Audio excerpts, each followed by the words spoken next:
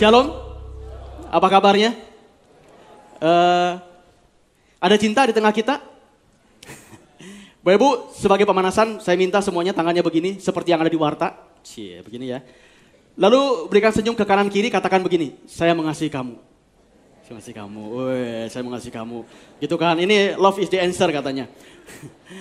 Boleh lihat ke slide-nya? Bapak Ibu, pada pagi hari ini topik kita judulnya adalah Love is the answer atau cinta adalah jawaban. Dan ketika saya bilang love, yang saya masuk love di sini adalah love agape. Karena love itu katanya ada 4 macam. Ada yang namanya phileo, ada yang namanya fargi, ada yang namanya eros. Ini bukan cinta yang lain, apalagi cinta eros bukan. Ini cinta agape gitu ya. Ini supaya kita bisa clear dulu di awal ini. Bapak Ibu, saya akan mulai dengan satu ilustrasi dulu. Ini ilustrasi cerita fiktif, ini cerita fiktif. Kalau ada kesamaan nama, mohon maaf, ini bukan kesengajaan gitu ya. Bapak Ibu, ini ada seorang guru, kita sebut saja namanya Pak Amir. Dia mengajar pelajaran atau bukan, dia adalah guru BK, bimbingan dan konseling. Kalau di SMA kan ada gurunya namanya guru BK gitu ya. Nah, di suatu ajaran baru, Pak Amir mengajar suatu topik yang menarik kepada orang-orang yang baru masuk ke sekolah itu. Topik yang diajar adalah judulnya tentang kebahagiaan dan kehidupan. Ini Pak Amir ya, tentang kebahagiaan dan kehidupan. Wah, selama kurang lebih 1,5 jam Pak Amir ngajar dengan penuh semangat, dengan penuh antusias kepada anak-anak SMA yang ada di tempat itu, gitu ya. Selesai 1,5 jam, Pak Amir menutup pembicaraan dengan memberikan 3 pertanyaan kepada anak-anak itu. Jadi pengen tahu nih anak-anaknya dengerin apa enggak gitu ya, apa yang disampaikan oleh Pak Amir. Dia bilang begini, baik anak-anak yang saya hormati, saya kasihi, saya akan tutup pembicaraan ini dengan memberikan 3 pertanyaan. Saya pengen tahu di antara kalian siapa yang bisa jawab, begitu kita. Pertanyaan yang pertama, jadi menurut kalian bagaimana menghadapi kesulitan dan tantangan dalam hidup? Wah, ini kan pertanyaan sulit sekali Bapak Ibu ya. Bagaimana menghadapi kesulitan dan tantangan dalam hidup? Bapak Ibu, seketika semuanya jadi hening. Semua jadi hening dan memang tidak ada yang bisa jawab itu. Karena pertanyaan sangat sulit. Tapi tiba-tiba seorang anak angkat tangan. Siapa nama kamu? Nama saya Budi Pak. Oh silakan Budi, apa jawabannya? Budi bilang begini, Pak, menurut saya menghadapi kesulitan dan tantangan hidup cuma satu caranya, yaitu dengan cinta. Pak Amir bangkut-bangkut. Bagus sekali jawabannya, sangat dalam dan sangat bermakna, luar biasa. Tapi saya sekarang mau berikan pertanyaan yang kedua. Pertanyaan yang kedua adalah, bagaimana menghadapi orang-orang yang sulit, yang selalu mengejek dan mengganggu kita setiap hari? Wah, kita kan sering banyak nemuin orang seperti itu ya. Orang-orang sulit yang selalu mengejek dan mengganggu kita setiap hari. Siapa yang bisa menjawab pertanyaan ini? Kembali Bapak Ibu, ini pertanyaan yang sulit. Dan seketika kembali hening. Tapi tidak lama, kembali Budi angkat tangan. Silakan Budi, apa jawabannya? Pak, menurut saya, cara menghadapi orang-orang yang sulit, yang selalu mengejek dan mengganggu kita, cuma satu caranya Pak. Yaitu dengan cinta. Betul sekali. Luar biasa, baik Budi, luar biasa. Luar biasa, baik. Saya akhiri dengan pertanyaan yang ketiga. Ini pertanyaan terakhir buat pertemuan kita pada pagi hari ini. Coba menurut teman-teman, menurut Anda sekalian, bagaimana caranya meraih mimpi dan meraih masa depan yang sukses? Ini pertanyaannya sulit-sulit Bapak. Maklum ini topiknya tentang kebahagiaan dan kehidupan. Bagaimana caranya meraih mimpi dan meraih masa depan yang sukses? Kali ini juga tidak ada yang bisa menjawab. Dan kali ini dengan sengaja Pak Amir memandang Budi. Gitu, siapa tahu bisa jawab. Dan betul, Budi angkat tangan lagi. Pak, jawab Pak. Silakan Budi. Apa jawabannya? Pak, menurut saya cara meraih mimpi dan meraih masa depan yang sukses hanya satu caranya Pak. Yaitu dengan cinta. Oke, luar biasa. Baik, kelas selesai dan kelas berakhir. Saking kagumnya Pak Amir, selesai dari pertemuan itu dia panggil Budi. Budi, Kak Dio kesini. Gitu ya. Bud, kamu itu luar biasa banget. Kamu pasti mendengarkan selama saya bicara kurang lebih 2 jam itu kamu pasti mendengarkan. Karena jawaban kamu itu betul dan jawaban itu sangat dalam sekali. Lalu Budi bilang gini, aduh Pak terima kasih buat pujiannya. Tapi terus terang Pak, saya juga gak dengerin Pak. Saya juga kayak teman-teman yang lain, saya juga mikirin yang lain Pak. Saya mikirin ini, mikirin game yang baru. Saya gak dengerin gitu. Tiba-tiba wajah Pak Amir berubah. Loh kok bisa? Padahal saya lihat jawaban kamu itu selalu betul dan sangat tepat gitu. Kok bisa begitu? Lalu Amir bilang begini. Budi bilang begini, iya Pak, kebetulan Pak, ayah saya juga seorang guru. Dan beliau sering memberikan nasihat kepada saya. Nasihatnya cukup banyak. Dan terus terang saya juga udah kebanyakan lupa nasihatnya apa. Tapi satu yang saya gak pernah lupa, karena nasihatnya selalu beliau ulang-ulang. Inilah nasihat dari ayah saya. Apa nasihatnya? Nasihatnya begini, cinta selalu merupakan jawaban yang benar. Saya ulangi Bapak Ibu, ini nasihat ayahnya kepada Budi. Cinta selalu merupakan jawaban yang benar. Jadi apapun pertanyaannya, jawab aja dengan cinta, pasti benar. Itu kurang lebih begitu. Buat yang nggak ngerti, ngaku aja pura-pura ngerti gitu. Bapak Ibu, dan betul, kalau kita renungkan, nanti Anda akan ngerti. Kenapa love is always the answer. Bapak Ibu, saya bersyukur, kekristenan itu identik dengan kasih. Saya sangat bersyukur untuk itu. Saya sangat bersyukur, karena kasih itu luar biasa powernya. Kasih itu sangat dahsyat gitu ya. Meskipun kita sudah sering mungkin menjadi suatu yang normatif, kita dengar kata kasih itu kayaknya udah biasa banget. Tapi padahal kasih itu sangat powerful, luar biasa. Mari saya berikan beberapa ayat untuk menunjukkan betapa luar biasanya kata kasih itu. Yang pertama kita akan baca 1 Korintus 13, 1-3. Saya sudah siapkan ayatnya di depan, mari saya akan bacakan buat Bapak Ibu. Ini perkataan Paulus kepada jemaat di Korintus. Oke, ini perkataan Paulus. Sekalipun aku dapat berkata-kata dengan semua bahasa manusia dan bahkan bahasa malaikat, tetapi jika aku tidak mempunyai kasih, aku sama seperti gong yang berkumandang dan canang yang bergemericing. Lalu yang kedua, sekalipun aku bisa mempunyai karunia untuk bernubuat dan aku mengetahui segala rahasia dan bahkan memiliki semua pengetahuan, jadi pinter banget. Dan sekalipun aku memiliki iman yang sempurna yang dapat memindahkan gunung, tetapi jika aku tidak punya kasih, aku sama sekali tidak berguna. Ini kata Paulus ya.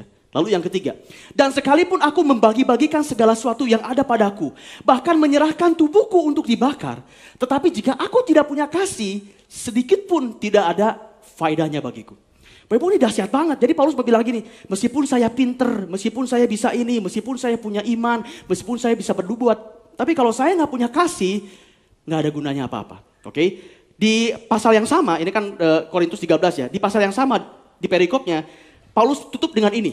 Ini masih di perikop yang sama. Ayat yang ke-13, saya sudah siapkan di depan. Ini kata Paulus, sebagai penutup dia bilang begini. Demikianlah tinggal ketiga hal ini, yaitu iman, pengharapan, dan kasih. Dan yang terbesar di antaranya ialah kasih. Bapak Ibu, saya ulangi. Ini kata Paulus. Iman, pengharapan, dan kasih. Dan yang paling besar di antaranya ialah kasih. Bapak Ibu, ini sangat dahsyat banget yang namanya kekuatan dari kasih. Bahkan saya mau bilang begini Bapak Ibu. Solusi untuk salah satu masalah terbesar yang dihadapi manusia adalah dengan kasih. Saya ulangi. Solusi untuk salah satu masalah yang paling besar yang dihadapi manusia adalah dengan kasih. Nah pertanyaannya apa salah satu masalah terbesar yang dihadapi manusia itu apa? Menurut saya salah satu masalah terbesar yang dihadapi manusia yang manusia bingung cari solusinya adalah tentang kematian. Atau kehidupan setelah kematian. Betul nggak? Ini menurut saya salah satu masalah yang bingung manusia mencari obatnya. Kalau sakit mungkin sekarang lagi ditemukan obat-obat. Kalau stres ada psikolog yang bisa membantu. Tapi kehidupan setelah kematian itu bagaimana solusinya? Menurut saya itu salah satu masalah terbesar yang dihadapi oleh manusia. Dan solusinya Tuhan sudah siapkan. Apa solusinya? Dengan cinta. Menurut saya gara-gara masalah itu manusia mencari-cari cara bagaimana menyelesaikan masalah itu. Salah satunya adalah dengan membuat yang namanya agama. Agama itu menurut saya adalah salah satu cara manusia bagaimana menyelesaikan masalah yang dihadapi, yang terbesar. Yaitu bagaimana kehidupan setelah kematian. Setelah cari-cari akhirnya mereka bikin agama. Dan saya mau bilang begini, agama ternyata bukan solusinya. Solusinya ada dalam Kristus Tuhan. Mari kita lihat ayatnya Bapak Ibu. Yohanes 3 ayat yang ke-16. Ini solusi untuk salah satu masalah terbesar dihadapi manusia. Karena begitu besar kasih Allah akan dunia ini. Saya ulangi Bapak Ibu. Karena begitu besar kasih Allah akan dunia ini. Sehingga ia telah mengaruniakan anaknya yang tunggal. Supaya setiap orang yang percaya kepadanya tidak binasa. Melainkan hidup yang kekal. Ini solusinya. Yaitu dengan betapa besar cinta Tuhan kepada kita. Oke, jadi saya mau bilang kasih itu sangat luar biasa. Kasih itu powerful banget Bapak Ibu. Bahkan suatu hari Tuhan Yesus ditanya. Mana hukum yang paling penting? Dari puluhan hukum Taurat. Mana hukum yang paling penting? Dia bilang ada 2 hukum yang paling penting. Jadi hukum Taurat itu kan 10 yang utama ya. Tapi di luar 10 itu puluhan hukum Taurat. Dan itu kalau dirangkum cuma ada 2. Mari kita baca ayatnya. Ini yang menjadi ayat yang sudah sering kita baca selama bulan ini. Tapi saya akan melihat dari sudut pandang yang lain. Matius 22 ayat 36 sampai 40. Suatu hari ada seorang yang bertanya gini kepada Tuhan Yesus. Guru, hukum manakah yang terutama dalam hukum Taurat? Karena hukum Taurat itu banyak banget, bisa puluhan. Jawab Yesus kepadanya. Kasihilah Tuhan Allahmu dengan segenap hatimu, dengan segenap jiwamu, dan segenap akal budimu. Itu hukum yang terutama dan yang pertama. Yang kedua, yang sama dengan itu ialah kasihilah sesamamu manusia seperti dirimu sendiri. Pada kedua hukum inilah tergantung seluruh hukum Taurat dan kitab para nabi. Jadi Tuhan bilang begini, semua hukum Taurat yang banyak kalau dirangkum cuma dua ini. Kalau saya gambarkan, Bapak Ibu, ayat ini kalau saya gambarkan, kurang lebih saya gambarnya begini. Saya suka menggambarkan supaya lebih terbayang. Ini ada kita, saya. Berhubungan dengan Tuhan. Kasihlah Tuhan Allahmu gitu ya dengan segenap akal budimu di akhirnya. Itu yang pertama. Yang kedua, kasihlah sama manusia seperti dirimu sendiri. Sederhana bukan? Jadi kalau digambarkan sangat sederhana. Tapi saya mau bilang begini ya. Ini ayat itu sangat dalam banget Bapak Ibu. Dan saya nggak heran kalau ayat ini dalam. Mengapa? Dari puluhan hukum Taurat, kalau disamerikan, kalau dirangkum, itu tinggal dua ayat ini. Makanya ayat ini dalam banget. Dan kalau saya boleh cerita Bapak Ibu, selama berminggu-minggu saya merenungkan ayat ini. Kembali ya, bukan cuma sekedar membaca, tapi merenungkan ayat ini. Dan saya sampai sekarang saya masih merenungkan. Karena ayat ini sangat dalam. Saya mau kasih sesuatu yang menjadi pemikiran saya berminggu-minggu. Saya bertanya begini dalam diri saya. Coba perhatikan ya. Kenapa ayatnya nggak dibalik? Bapak pernah berpikir nggak, kenapa ayatnya nggak dibalik? Maksudnya begini, coba ayat yang pertama. Kasihlah Tuhan Allahmu seperti dirimu sendiri. Kenapa nggak begitu ayatnya? Pernah kepikir nggak? Kasihlah Tuhan Allahmu seperti dirimu sendiri. Atau yang kedua, kasihlah sesamamu manusia dengan segenap hatimu dan dengan segenap jiwamu dan dengan segenap akal budimu. Kenapa ayatnya nggak dibalik? Bapak Ibu, saya memikirkan sangat lama, sampai sekarang saya masih merenung kira-kira apa gitu ya. Tapi saya mendapatkan beberapa pencerahan. Ini pekerjaan Roh Kudus dan saya mau sharingkan ke Bapak Ibu pada pagi hari ini. Kita mulai dulu yang pertama. Kasihlah Tuhan Allahmu dengan segenap hatimu, dengan segenap jiwamu dan segenap akal. Kenapa ini menjadi yang pertama dan yang utama? Karena Bapak Ibu, karena memang kita harus terkoneksi dulu kepada Tuhan yang adalah sumber kasih. Kalau saya mau bilang begini Bapak Ibu, kalau saya boleh pakai kata-kata ini ya. Di dalam diri kita sudah punya, pakai kata-kata ini, sudah punya fitrah, ada kasih dalam diri kita. Kenapa begitu? Karena kita diciptakan sesuai dengan gambar dan rupa Allah. Jadi benih kasih sebetulnya udah ada dalam diri kita. Itu saya sebut fitrah kita sebetulnya sudah ada. Tapi supaya kasih itu bisa maksimal, supaya kasih itu bisa terpancar kepada sesama, kita harus terkoneksi kepada kasih, kepada sumber kasih, yaitu Tuhan. Makanya ini menjadi hukum yang pertama. Saya kasih analogi. Bapak Ibu, handphone ini waktu saya beli, fitrah handphone ini, fitrah gitu ya. Jadi sebetulnya handphone ini sudah punya kemampuan buat berinternet. Betul? Ini sudah bisa koneksi ke internet, sudah punya kemampuan itu, fitrahnya sudah ada. Tapi apakah saya langsung bisa koneksi ke internet waktu saya beli handphone ini? Bisa? Mesti ngapain dulu? Kalau saya boleh nyebut satu brand, ya saya mesti nyambung dulu ke operator. Server yang ada di salah satu operator. Ya terserah, mungkin Bapak Ibu saya sebutkan aja ya brandnya ya.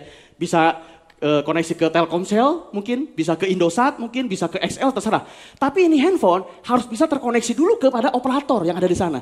Baru dia bisa berinternet, meskipun kemampuan fitrahnya dia bisa berinternet. Dan kalau Bapak Ibu tahu, ini juga saya baru tahu dari anak saya, handphone kita itu bisa jadi hotspot. Tuh, naon tah hotspot. Bapak Ibu tahu apa hotspot? Hotspot itu handphone yang lain bisa juga berinternet. Nggak langsung connect ke server, connect-nya melalui handphone kita. Jadi handphone kita itu bisa menjadi wifi, hotspot. Nah ya buat Bapak Ibu baru tahu nanti coba di rumah ya. Jadi yang lain, handphone yang lain tanpa terkoneksi kepada server, dia bisa connect ke handphone kita dan juga bisa berinternet. Itu analogi bahwa handphone ini harus koneksi dulu kepada Tuhan sebagai sumber kasih, baru dia bisa bermanfaat kepada sesama. Jadi nggak heran, hukum yang pertama itu memang mesti mengasihi Tuhan dulu. Karena sang operator atau sang sumber kasih adanya di Tuhan. Oke, mari kita lihat ayatnya. 1 Yohanes 4 ayat yang ke-7, ini ayatnya. Saudara-saudaraku yang kekasih, marilah kita saling mengasihi. Kita saling mengasihi. Sebab kasih itu berasal dari Allah. Dan setiap orang yang mengasihi lahir dari Allah dan mengenal Allah. Bapak Ibu perhatikan, kasih itu berasal dari Allah. Jadi supaya kita bisa mengasihi sesama, ya kita mesti koneksi dulu dengan sang sumber kasih. Kita nggak bisa memberi apa yang kita nggak punya, benar nggak? Dan buat saya, Bapak Ibu, saya sangat heran kalau ada orang yang bilang begini, saya dekat sama Tuhan, atau saya menyembah Tuhan, tapi hidupnya penuh dengan kekerasan. Itu nggak masuk akal buat saya. Saya bingung, Tuhan mana yang disembah kalau begitu? Karena Tuhan yang betul adalah Tuhan yang penuh kasih. Jadi seharusnya kalau kita semakin dekat sama Tuhan, hidup kita itu penuh dengan cinta. bukan dengan kebencian. Jadi saya bingung kalau ada orang bilang saya dekat dengan Tuhan, tapi hidupnya penuh dengan kebencian. Itu nggak masuk akal buat saya. Oke, karena kasih itu datangnya dari Tuhan. Nah pertanyaannya begini, kasihlah Tuhan dengan segenap hati gitu ya. Apa sih tandanya kalau kita mengasihi Tuhan? Oh kita bisa dengan mudah soalnya ngomong, kamu mengasihi Tuhan nggak? Saya mengasihi Tuhan, bisa dengan mudah. Tapi apa tandanya kalau kita mengasihi Tuhan? Saya ambil dari firman Tuhan, Ibu nanti renungkan di rumah. Yohanes 14 ayat yang ke-15. Yohanes 14 ayat yang ke-15. Jikalau kamu mengasihi aku, kamu akan menuruti segala perintahku. Titik. Jadi apa tandanya kalau kita mengasihi Tuhan? Menuruti segala perintahnya. Titik. Tidak lebih, tidak kurang. As simple and as hard like that. Sesederhana itu dan sesulit itu Bapak Ibu. Jadi itu tandanya kalau kita benar-benar mengasihi Tuhan. Jadi kalau kita tidak menuruti perintahnya, berarti kita tidak mengasihi Tuhan. Dan kalau kita tidak mengasihi Tuhan, kita tidak terkoneksi dengan sumber kasih. Dan kalau kita tidak terkoneksi dengan sumber kasih, kita tidak akan bisa mengasihi sesama kita.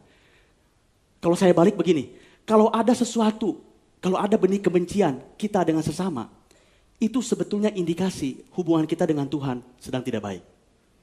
Betul nggak? Kalau saya balikan begitu. Kalau ada, kita seringkali marahan, kita seringkali berselisih dengan sesama, itu indikasi kita lagi jauh sama Tuhan. Karena kalau kita dekat sama Tuhan, kasih itu pasti mengalir lewat kita. Kalau saya gambarkan begini Pak Ibu, coba saya gambarkan ya. Ini yang pertama, Tuhan dengan kita dengan Tuhan. Menuruti firman Tuhankah? Tanda tanya. Ada dua jawabannya, bisa ya, bisa tidak. Kalau tidak menuruti firman Tuhan berarti tidak mengasihi Dia, akibatnya tidak terhubung dengan kasih Tuhan. Oke? Tapi kalau jawabannya ya berarti kita mengasihi Dia dan terhubung dengan kasih Tuhan. Kalau saya gambarkan hukum yang pertama dan yang utama kurang lebih gambarannya seperti ini. Dan saya tidak heran makanya dia menjadi hukum yang pertama dan yang utama. Sebelum kita bisa masuk ke hukum yang kedua. Oke, baik. Nah, mari kita masuk ke hukum yang kedua. Dan ini menjadi fokus khotbah saya pada pagi hari ini. Itu pendahuluan dulu. Ini menjadi fokus khotbah saya pada pagi hari ini. Kasihlah sesamamu manusia seperti dirimu sendiri. Ini hukum yang kedua. Bapak Ibu, kalau Bapak Ibu renungkan ayat ini, sebetulnya kata kunci dari ayat ini. Yaitu seperti dirimu sendiri. Betul nggak? Saya ulangi ya. Kasihlah sesama manusia seperti dirimu sendiri. Jadi kata kuncinya adalah seperti dirimu sendiri. Bapak Ibu, saya mau berikan pagi hari ini rumus cinta. Mau nggak nih? Rumus cinta ini sekali lagi ada cintanya cinta agape ini. Saya punya rumus cinta. Rumus cinta saya begini. 1, kasih diri sendiri. 2, baru mengasihi orang lain. Jangan dibalik. 1, kasih diri saya sendiri dulu. Yang kedua, baru mengasihi orang lain. Dan jangan dibalik. Kenapa? Karena memang kita nggak bisa beri apa yang kita nggak punya. As simple as that, betul nggak Bapak Ibu? Kita nggak bisa beri apa yang kita punya, itu aja. Cuman memang kalau Bapak Ibu dengar ini, Bapak Ibu akan terpikir begini, kok egois banget ya? Bener nggak? Kok kayaknya egois banget? Mengasihi diri sendiri dulu, baru orang lain. Bukankah kita harus berkorban dulu buat orang lain? Baru diri kita sendiri. Oke, nah mari kita bedakan dulu ya. Kita bedakan dulu. Apa arti kasih dan karakter egois? Kita mesti bedakan dulu karena memang bedanya tipis. Dan pasti sekilas orang akan memandang bahwa ini kita jadi orang egois dong kalau begini. Oke, mari kita bedakan dulu. Saya punya definisi Bapak Ibu. Apa bedanya kasih dengan egois? Yuk kita sama-sama renungkan ya pagi hari ini. Kasih adalah saya mengasihi diri saya agar bisa mengasihi orang lain. Egois adalah saya mengasihi diri saya untuk kepentingan saya sendiri. Coba. Direnungkan dulu coba. Benar apa enggak? Kasih itu saya mengasihi diri saya agar saya bisa mengasihi orang lain. Egois, saya mengasihi diri saya sendiri untuk kepentingan saya sendiri. Jadi depannya sama, belakangnya yang berbeda. Saya kasih contoh supaya lebih memperjelas. Saya bisa pakai banyak contoh di sini dalam kehidupan sehari-hari. Oke, saya ambil beberapa. Yang pertama begini, contoh lah. Umpamanya saya besok akan ngajar. Hari Senin besok saya akan ngajar, gitu ya. Dan tiba-tiba seorang teman telepon saya misalnya begitu. Telepon saya lalu dia bilang begini, "Di, gue mau curhat dong.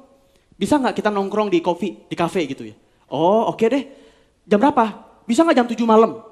Wah, saya bilang jam 7 malam, kita bisa selesai jam 12 malam nih. Padahal saya besok harus ngajar. Lalu saya bilang begini, aduh bro sorry, gue gak bisa kalau semalam itu karena besok saya mesti ngajar. Dan saya besok ngajarnya seharian dari pagi sampai sore. Tentu saya butuh stamina, saya butuh fisik, saya butuh tidur cepat nih karena besok saya mesti ngajar. Lalu saya bilang gini, sorry saya gak bisa. Lalu teman saya marah-marah bilang begini, wah gak asik lu Ndi, udah gak friend lu. Egois lu egois banget sih dari orang. Menurut Bapak Ibu, saya egois apa enggak? Kenapa saya dibilang tidak egois? Karena saya mengasihi diri saya buat apa? Supaya saya besok fresh dan saya bisa ngajar dengan baik, bermanfaat buat para peserta training yang ada. Itu artinya mengasihi diri sendiri supaya saya bisa mengasihi orang lain. Yang bisa ngikutin katakan amin. Amin. Contoh yang kedua, saya mau pakai contoh ini, tapi nggak apa-apa ya. Kita udah saatnya pakai makanan keras. Misalnya gini, saya nggak pernah kasih waktu buat keluarga. Saya sibuk untuk bekerja. Bahkan saya sibuk untuk pelayanan, misalnya begitu. Oke, saya nggak punya waktu buat keluarga. Wah, saya sibuk aja terus buat bekerja, buat pelayanan dan segala macam. Akibatnya saya tidak mengasihi diri saya sendiri, betul nggak? Untuk memberikan waktu buat keluarga. Akibatnya sibuk kerja, sibuk pelayanan, tapi keluarga terbengkalai. Apakah dengan begitu pelayanan saya bisa sustain, bisa terusan pelayanan? Bapak Ibu, saya pernah dengar Pak Jeffrey Rahmat dari GBCC bilang begini. Kalau saya sibuk dengan pelayanan, karena dia konteksnya pelayanan. Kalau saya sibuk dengan pelayanan, setiap hari sepanjang tahun dia bilang gini, jadwal saya selama 1 tahun bisa setiap hari khotbah. Kalau saya terima semua tawaran khotbah. Lalu dia bilang gini, kalau saya semua terima, saya nggak punya waktu buat keluarga. Dan kalau kenapa-napa dengan keluarga saya, pelayanan saya stop total. Betul Bapak Ibu? Kalau kenapa-napa dengan keluarga saya nggak bisa lagi pelayanan. Nah kalau Pak Jeffrey tidak bisa lagi pelayanan, berapa banyak jiwa yang tidak diberkati oleh pelayanan beliau. Jadi itu artinya kita mesti mengasihi diri kita sendiri untuk bisa mengasihi orang lain. Oh, saya bisa kasih contoh yang cukup banyak Bapak Ibu di sini. Bisa tentang kesehatan, bisa tentang melanggar lalu lintas, bisa tentang bisa tentang merokok, bisa tentang olahraga. Saya bisa ngambil banyak sekali contoh di sini. Oke, tapi Bapak Ibu coba renungkan sendiri aja gitu ya. Ini maksudnya bedanya antara kasih dengan yang namanya egois. Oke, boleh kembali ke slide-nya. Jadi yang namanya mengasihi diri sendiri, hasil perenungan saya ada 3 item. Mengasihi diri sendiri ada 3 pengertiannya. Yang pertama mengasihi diri sendiri artinya mengasihi Tuhan. Yang kedua mengasihi diri sendiri artinya kita harus mendewasakan diri. Nanti saya bahas satu demi satu. Yang ketiga mengasihi diri sendiri artinya kita punya pola pikir bertukar posisi. Oke, nanti saya bahas nih. Ya, jadi kalau mengasihi diri sendiri itu ada 3 pengertiannya. Mengasihi Tuhan, mendewasakan diri, dan bertukar posisi. Yang pertama, mengasihi Tuhan. Ini sudah kita bahas tadi. Jadi Bapak Ibu, poin saya begini. Cara yang paling hebat atau cara yang paling utama kalau kita mau mengasihi diri adalah dengan mengasihi Tuhan. Sekali saya ulangi. Cara yang paling hebat, cara yang paling utama kalau kita mau mengasihi diri kita sendiri adalah dengan mengasihi Tuhan. Karena tanpa Tuhan, kita nggak bisa apa-apa. Atau saya boleh bilang begini, sebetulnya menaati firman Tuhan bukan semata-mata buat Tuhan. Menaati firman Tuhan buat kita sendiri. Oke, itu yang pertama ya, tapi saya nggak akan panjang lebar di sini karena kita sudah bahas tadi. Yang kedua adalah mendewasakan diri. Bapak Ibu, kita itu perlu mendewasakan diri. Setiap hari kita makin dewasa. Bukan secara umur, bukan secara fisik, bukan. Tapi secara pemikiran dan secara roh. Itu yang penting harus kita terus lakukan. Namanya mendewasakan diri. Betul nggak? Karena semakin kita dewasa, semakin matang kita mengontrol diri kita sendiri. Semakin matang kita untuk tidak gampang kecewa. Semakin gampang buat kita tidak lagi merasa gampang tersinggung. Itu kalau kita makin lama makin dewasa. Orang yang dewasa itu orang yang punya self control yang hebat. Itu orang yang dewasa. Dia tidak mudah tersinggung, tidak mudah terpengaruh sama orang lain. Dia bisa mengontrol dirinya sendiri. Itu tanda-tanda orang dewasa. Anak kecil sebaliknya. Betul nggak? Anak kecil tuh gampang tersinggung. Anak kecil tuh gampang marah. Anak kecil tuh egois. Coba saya tanya buat Bapak Ibu. Misalkan ada di taman kanak-kanak gitu ya, TK. Mereka saling rebutan mainan gitu. Anak TK nih, anak kecil, anak TK. Saling rebutan mainan. Pernah gak Bapak Ibu lihat, waktu mereka ributan mainan, tiba-tiba yang seorang anak bilang gini, udah jangan ribut, yuk kita diskusi aja yuk, kita selesaikan baik-baik. Ada yang begitu? Aneh banget tuh anak Bapak Ibu. Gak ada, semuanya selalu, aku punya, ini aku bukan, aku punya, kamu jahat. Begitu, betul gak?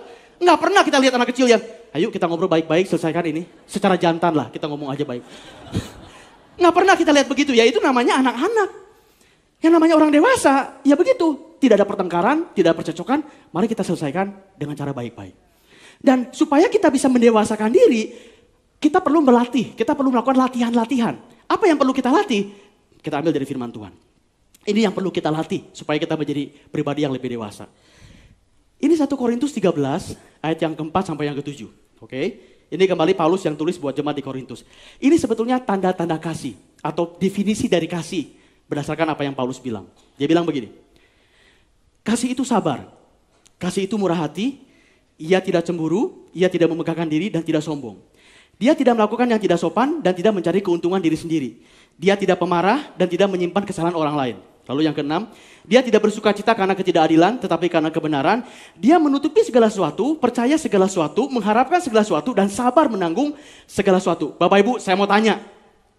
Kalau semua orang di muka bumi ini, semua orang di muka bumi ini punya karakter seperti ini, kira-kira akan ada peperangan nggak? Coba renungkan. Kalau semua orang bisa kayak gini, kira-kira akan ada pertengkaran nggak? Atau jangan semuanya lah. Ambil satu aja karakter yang kita bisa lakukan semuanya. Saya mau ambil yang satu aja di ayat yang kelima. Yang ini ya. Ia tidak pemarah. Bayangkan. Kalau semua orang di muka bumi ini melakukan yang ini saja. Ia tidak pemarah. Paling tidak bumi hening. Paling nggak ada yang teriak-teriak. Nggak ada yang gini, nggak ada. Nyantai-nyantai aja, betul nggak?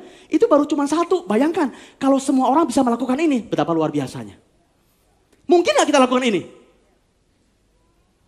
Waduh, mulai ragu-ragu jawabnya. Mungkin nggak? Sulit iya, tapi mungkin. Saya mau kasih contoh deh, bahwa ini juga mungkin dilakukan dalam dunia olahraga. Oke? Karena ini kebetulan lagi musim Piala Dunia. Buat Bapak Ibu yang hidup cukup lama, pasti pernah dengar nama ini. Namanya Gary Lineker.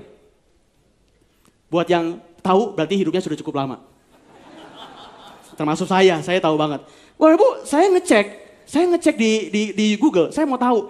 Ada nggak pemain bola yang selama karir bersepak bola tidak pernah dapat kartu merah? Jangan kartu merah, kartu kuning aja nggak pernah dapat. Coba, menurut Bapak Ibu mungkin nggak ada pemain bola nggak pernah dapat kartu kuning satupun selama karirnya? Ternyata ada loh, saya juga kaget. Ada 5 orang. Nah, salah satunya Gary Lineker.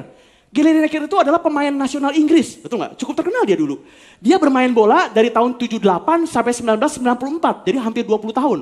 Atau 16 tahun dia berkarir sebagai pesepak bola. Dan you know what? Tidak pernah sekalipun dia mendapatkan kartu kuning.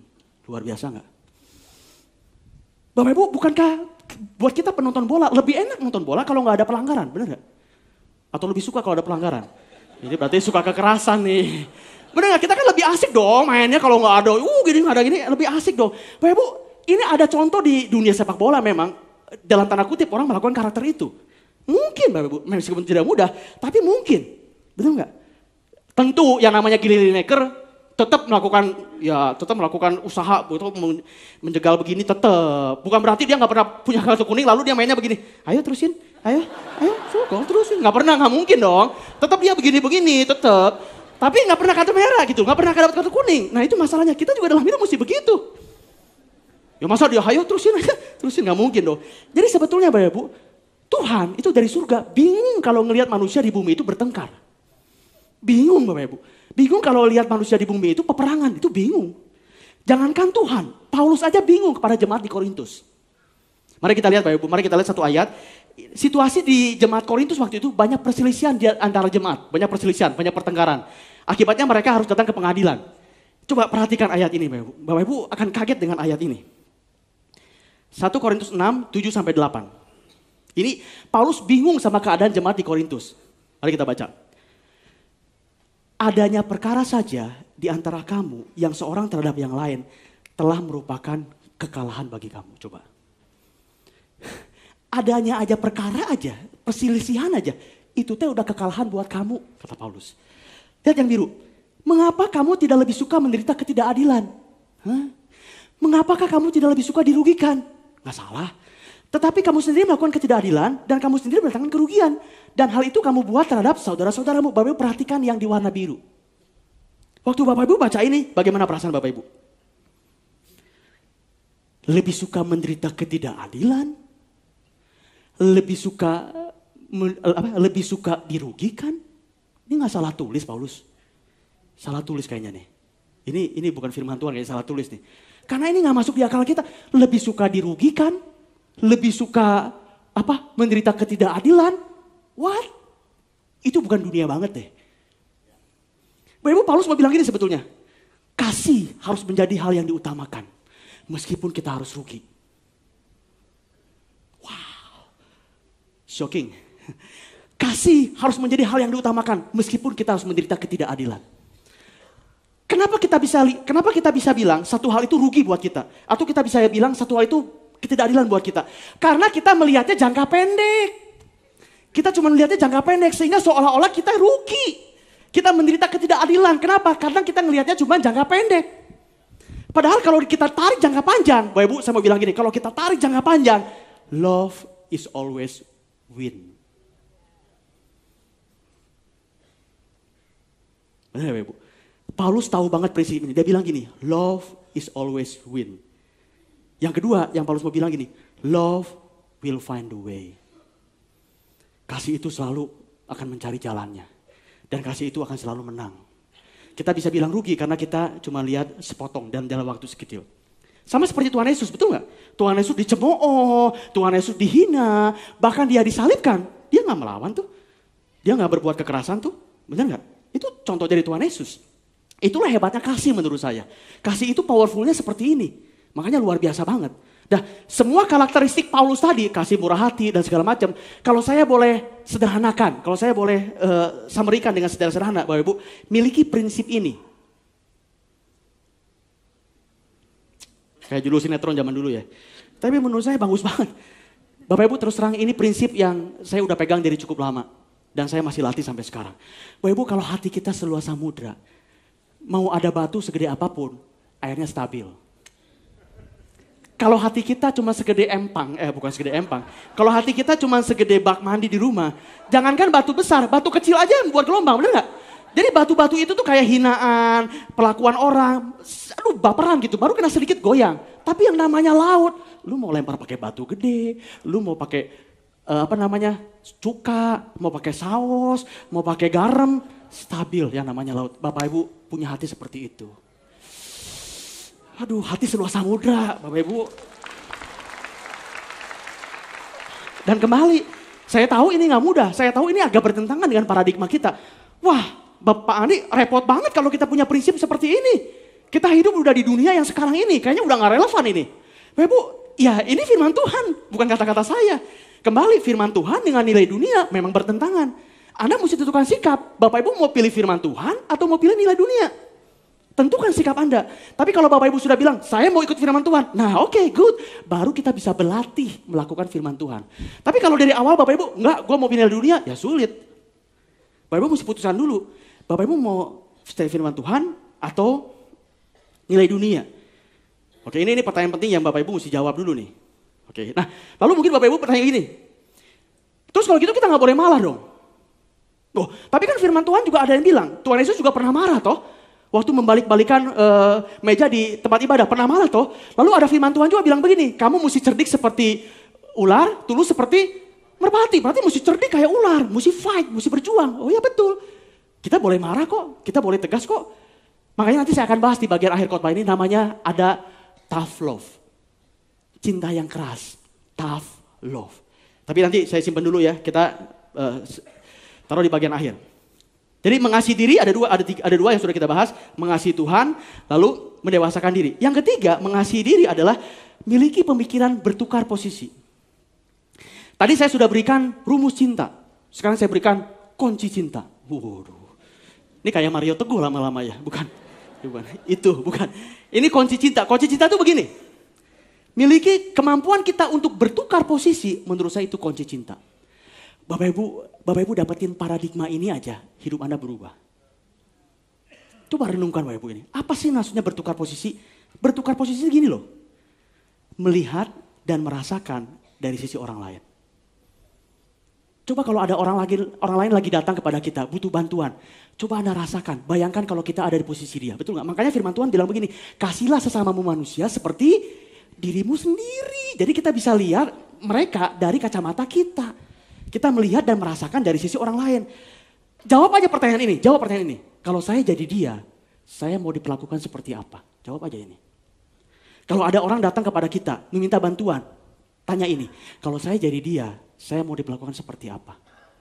Kalau kita punya anak buah, tanya ini. Kalau saya jadi dia, saya mau diperlakukan seperti apa? Kalau kita punya atasan, tanya ini. Kalau saya jadi dia, saya mau diperlakukan seperti apa? Bapak Ibu, ini akan menyelesaikan banyak masalah di dunia. Benar gak? Kenapa? Ya kembali firman Tuhan ada. Lukas 6 ayat yang 31, firman Tuhan bilang begini.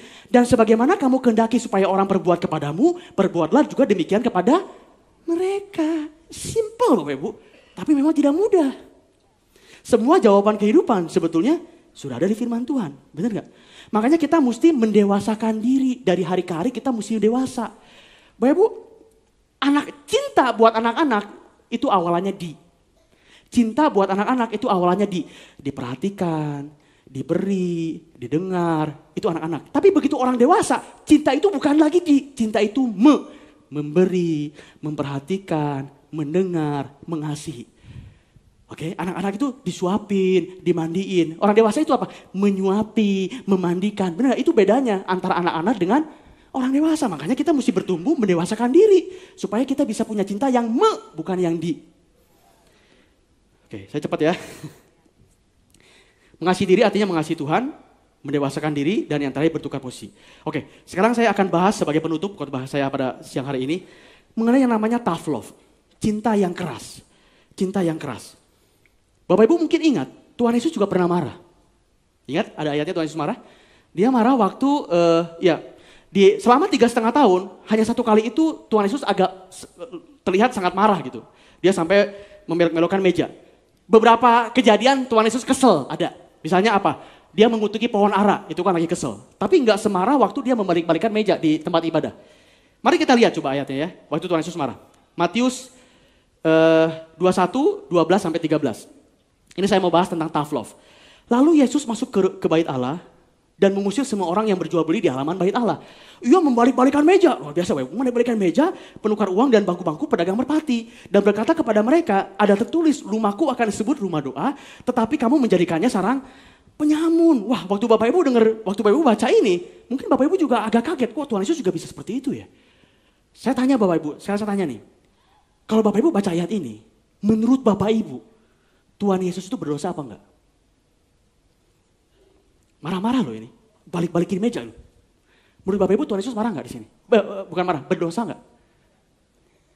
Ayo, ada yang berani bilang Tuhan Yesus berdosa? Mata di surga melihat nih, siapa yang bilang? Awas. Kita semua nggak berani dan memang betul kan kita semua tahu Tuhan Yesus tidak melakukan dosa, betul nggak? Tapi dia marah-marah. Oke, supaya membuat menjadi realitas zaman sekarang. Misalnya selesai dari ibadah ini, Bapak Ibu semua ke bawah, ke kantin di bawah. Lalu ada seorang bapak membalik-balikan meja, nggak boleh jualan di sini, bubar, nggak boleh jualan di sini, mengotori bait Allah gitu. Menurut Bapak Ibu, si bapak itu berdosa apa enggak? Loh, berarti nggak cengli ya tuh. Ke Tuhan Yesus nggak berdosa, ke si bapak berdosa, kok bisa begitu? Karena itu mah Tuhan atau Pak Andi, waduh Tuhan, ini mah manusia. Makanya jangan gampang menghakimi, kita nggak tahu.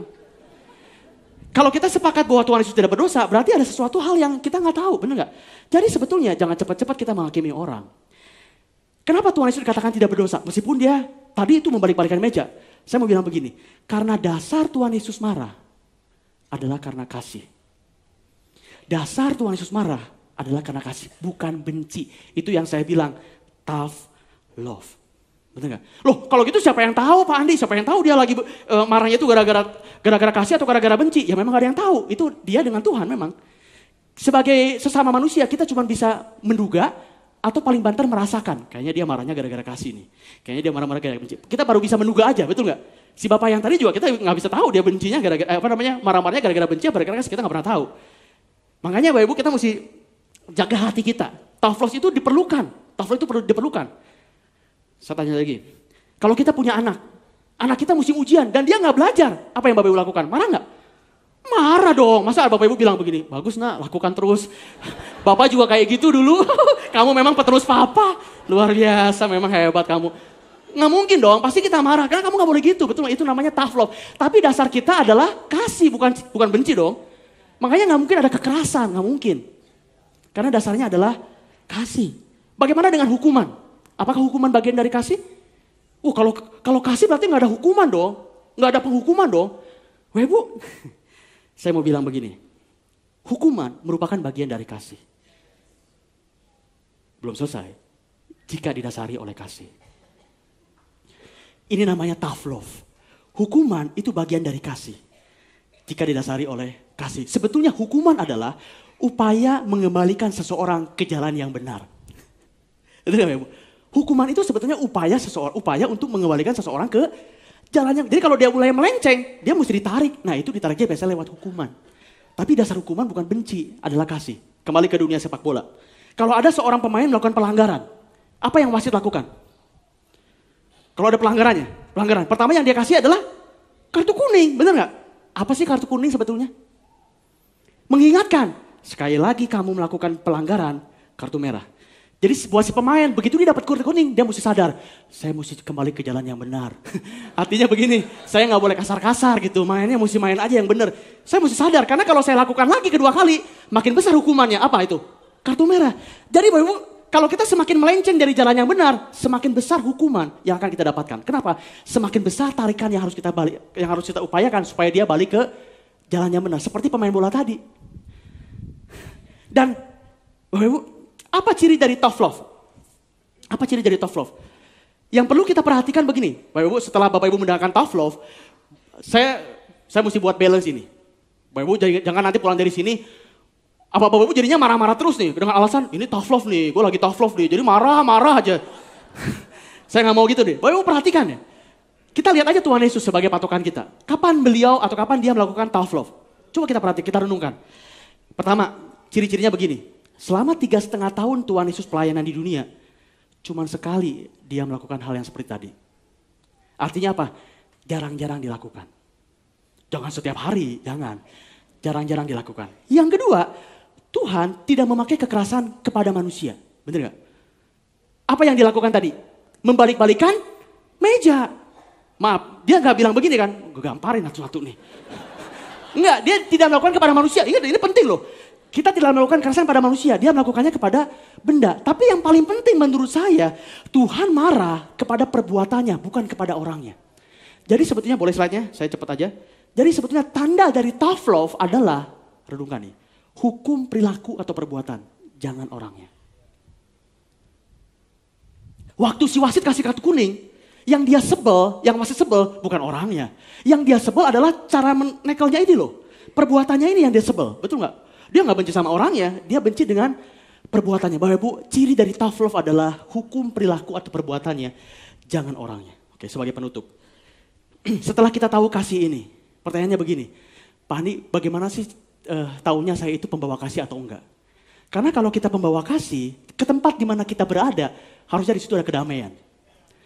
Jadi kalau saya bilang begini, kalau saya pembawa kasih, dimanapun kita berada, di keluarga, di tempat pekerjaan, di pelayanan, suasananya harusnya penuh dengan kasih.